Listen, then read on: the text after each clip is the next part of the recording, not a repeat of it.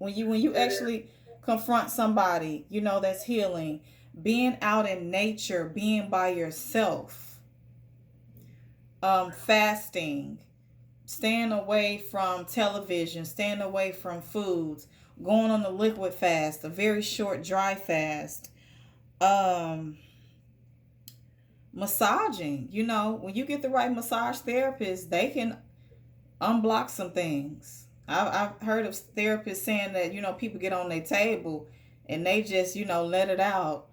Chiropractic care. I'm a believer in chiropractic care. Um, Getting into nature. Getting into nature. Actually, going to the beach, forest, whichever one that is going to that you're attracted to. So getting into nature, um, just being real with yourself.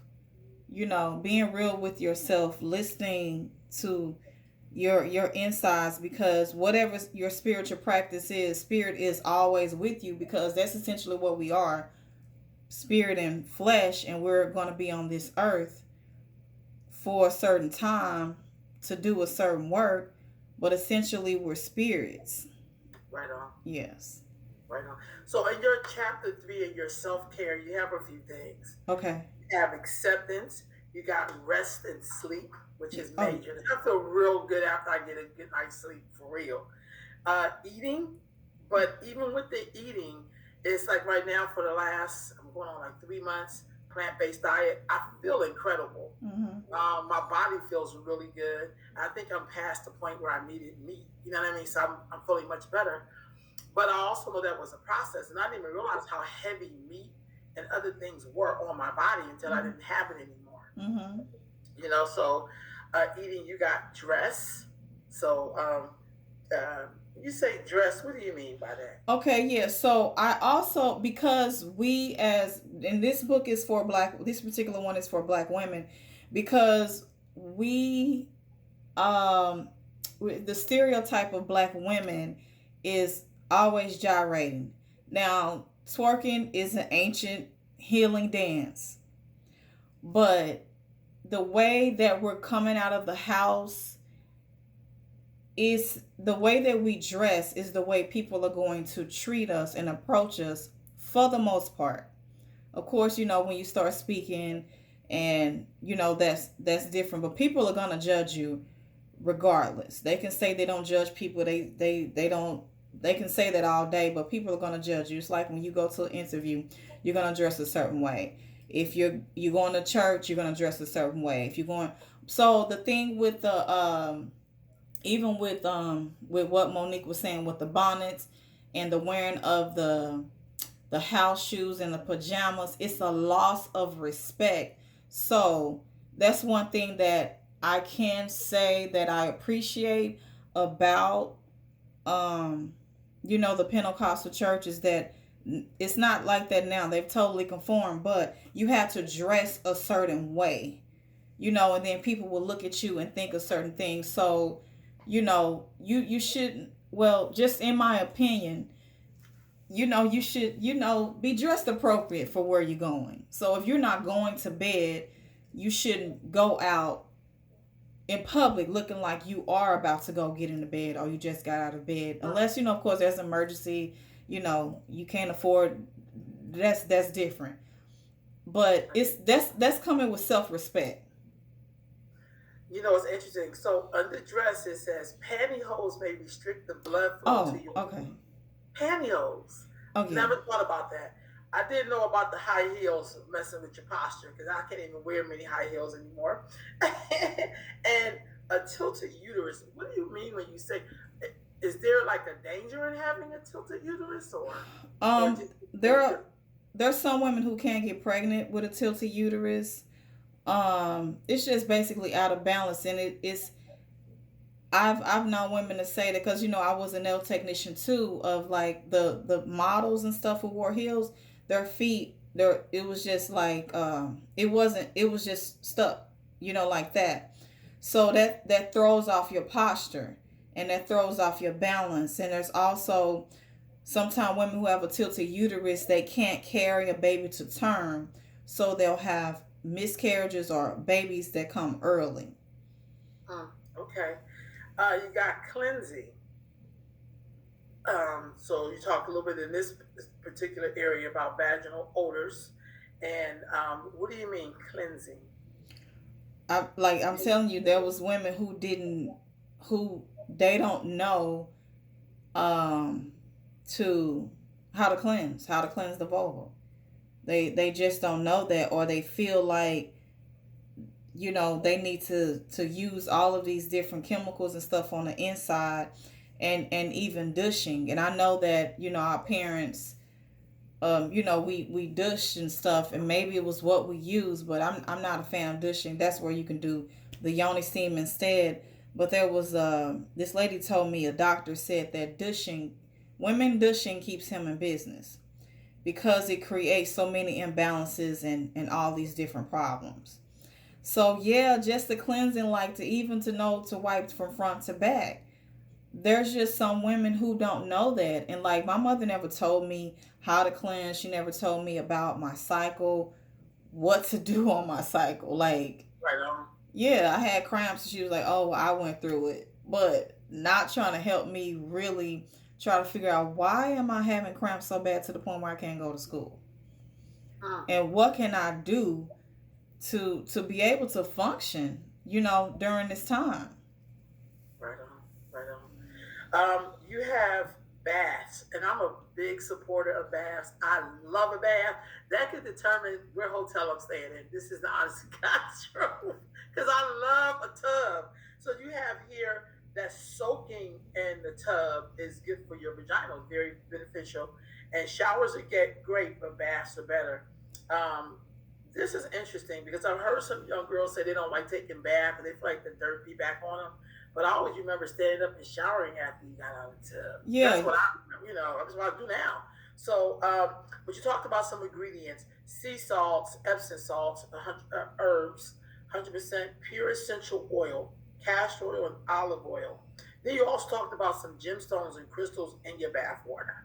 yeah. So if people, are a believer of crystals, you can put, because there are different minerals left in the earth that we have to create different type of healing modalities. So water is extremely important, not only internal but external. Your skin is the largest organ, so the water is going to penetrate your skin and get to you on a cellular level. And I knew that when I was going through a very dark time after I had came out with my story, and I got everybody that was like, why did you do? Why are you telling our basically telling the family business, and you need to get over it and all this type of stuff. And I was like, wow, this rejection. I was really really low.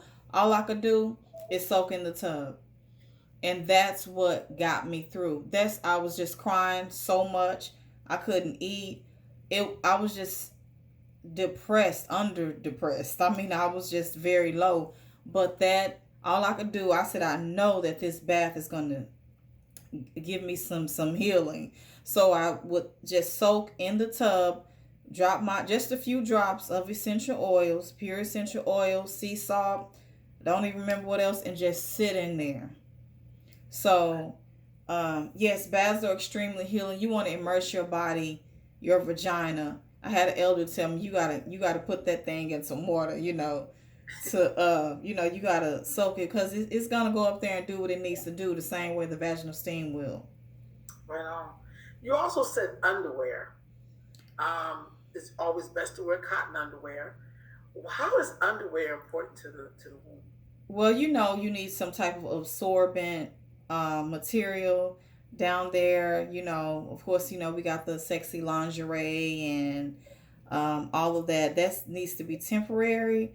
But I think that, to me, underwear is for like outdoors. But inside, you should be free to let it breathe, to just not have it be so restricted. And then with the thongs and the tight panties and the tight underwear, it's just not good, because it's keeping everything held up and making um, a moldy bacteria environment.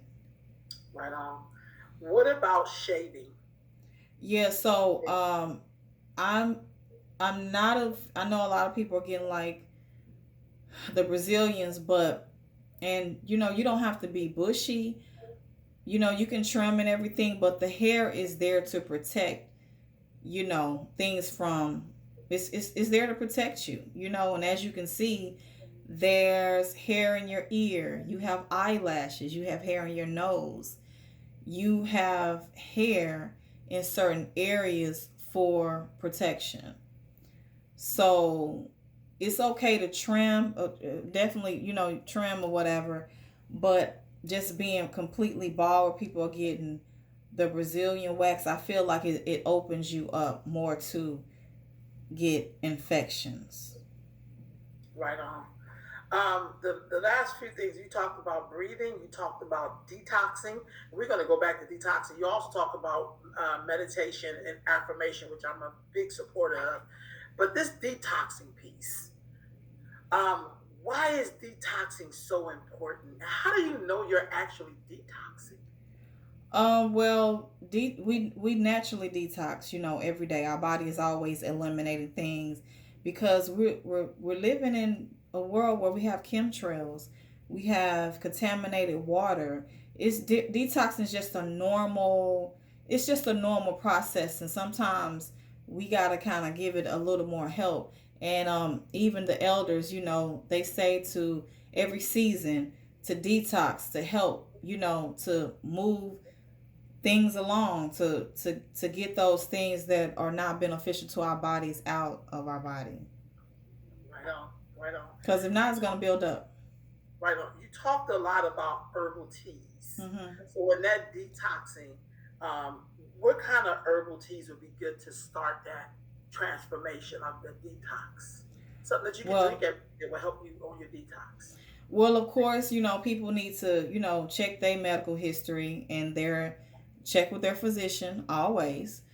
um I like black walnut, wormwood, to get the parasites out. That's very deep. I mean, if you're on medications and stuff like that and have illnesses, of course you do need to check with a physician. I'm not a physician. I'm not here to claim the cure or diagnose any illness. But for me, I noticed that what was if I feel sluggish, some things, some unexplained pains, all this type of stuff that's going on. I like to eliminate certain foods, certain heavy foods, and not only with the herbs, you need to increase the water intake as well. But like black walnut, wormwood, those are the more heavier ones. But I'm pretty much just basically doing like something gentle, like red raspberry on the as the uterine tonic, um, ginger. It just depends. You can increase the amount. Yarrow, um, I think it's pronounced chaparral or chaparral or chaparral. That's another deep one. Really, the bitters, The bitters. the Okay. bitter herbs. Y'all, if you join us, even though we got 10 more minutes to go, this book, this her work period, her website, just is all there at the bottom going across.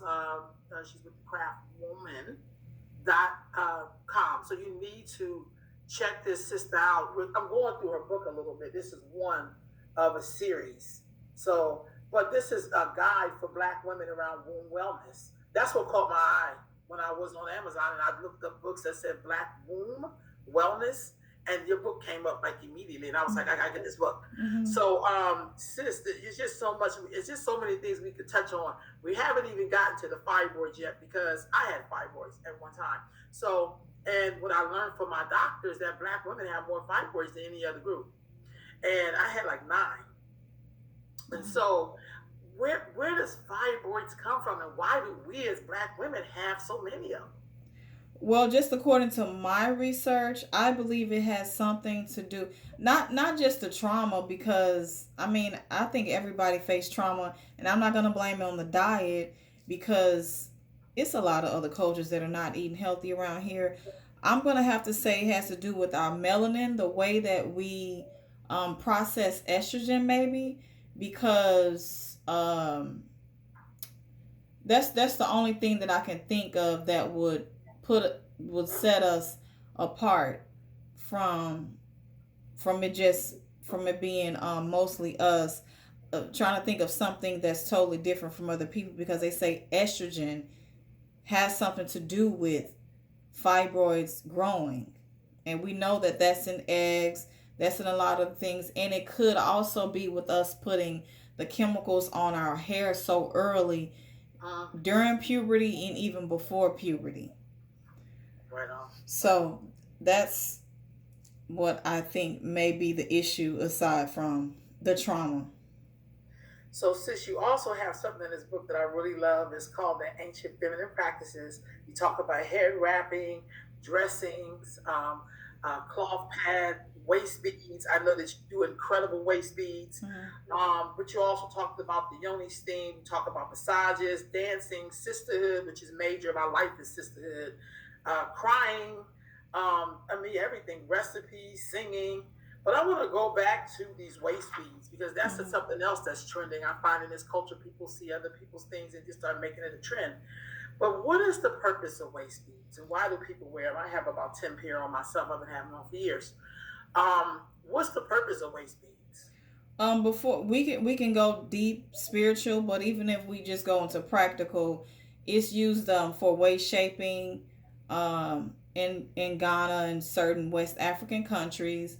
They are placed on babies or young girls because they believe that they're going to shape their waist so that the blood will flow down and create, a round butt, which the butt is considered to be, a symbol of beauty. Even now, and as vulgar as it has been depicted, it's a symbol of beauty, and so you want your shape essentially. You want to have a small waist or a waist that actually goes in and not be shaped. You know how there's some people that are shaped very boxy. You know, Mm-hmm. some other races are shaped kind of boxy. Um, so that's one thing. They can be used as a healing mechanism. Just, you can do prayers and things like that to offer womb healing because of where it is. Beauty, another symbol of beauty. They did have an actual practical function too of holding up the menstrual pads in ancient times. So yeah, that's essentially what they're used for. Right on. Sister Renita Harris asked you a question. What do you feel about castor oil for helping with scars after a C-section?